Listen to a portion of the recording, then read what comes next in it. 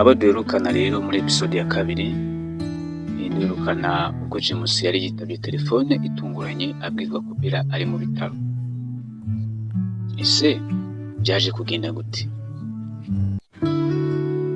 Nagira ngo ukurikire ino episode ya gatatu ntuyicikwe.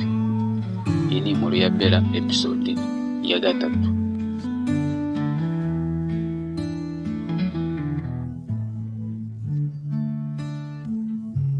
Tangire rero kwa muganga, abaganga barimo bashyashyana bakura hirya no hino kugira ngo bakore uko bashoboye kose barebe ko bafasha Bella. Ariko Bella bitewe n'uko ukuguru kwe kw'iburyo kwari kwangiritse,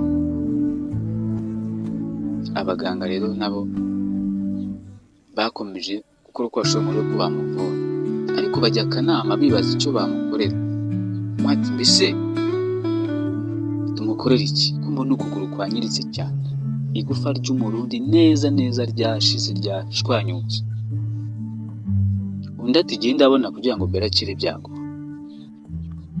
Undi nawe ati se wenda buruba nk'uwamushyiraho sima, ntabwo wenda yamara igihe kirekire, ariko wenda igihe kikazagira agakira. Gato ya sima nta kintu yamufasha, ntabwo yamufasha sima rwose. Keretse wenda aba ari nk'umwana muto cyane, wenda aho byakora, ariko kuva ntabwo byakora.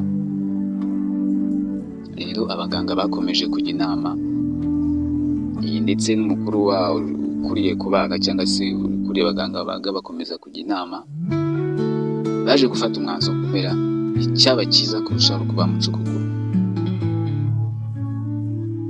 Ariko ukomeza kwibaza, ariko se nicyo gisubizo kuko tubona cya nyacyo?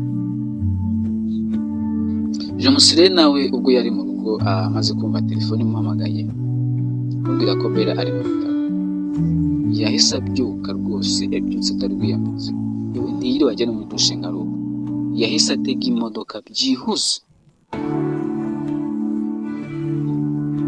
Rero Bella bamaze gufata umwanzuro ko bari umuca ukuguru byanze bikunze, bahereye ko bamufata bamujyana mu cyumba cyo bari bumucire mu kuguru. Ariko baza kuguma bibaza ati ariko se ni gute duca umuntu ukuguru nta muntu w'umuryango uhari ngo abashe kudusinya? Bikomeza kubabera urujijo.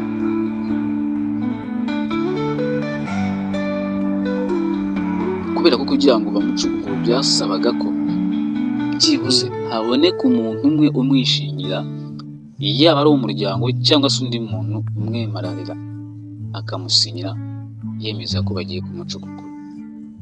Abaganga bakomeza kubyibazaho. Naho James wari mu nzira yaje guhura n'ikibazo, aza guhura na ambutiyaje. Imodoka yari arimo asanze mu nzira hari imodoka nyinshi, ambutiyaje iba nyinshi cyane. Kera kabaye ambutiyaje yaje kugabanuka, nuko imodoka irakomeza. James agera aho imodoka yamugeza. James yihuta cyane no ku bitaro, ati mundangire umurwayi witwa Bella, umurwayi bazanye ejo bundi arwaye yakoze impanuka, mundangire ahantu yawe. Umurwayi witwa Bella ari mu cyumba cya 6 mu muryango wa 222 muri uwo musange. Okay, mwakoze cyane. James arihuta anyura muri sanse, agerayo arakomanga. Ninde urashaka iki?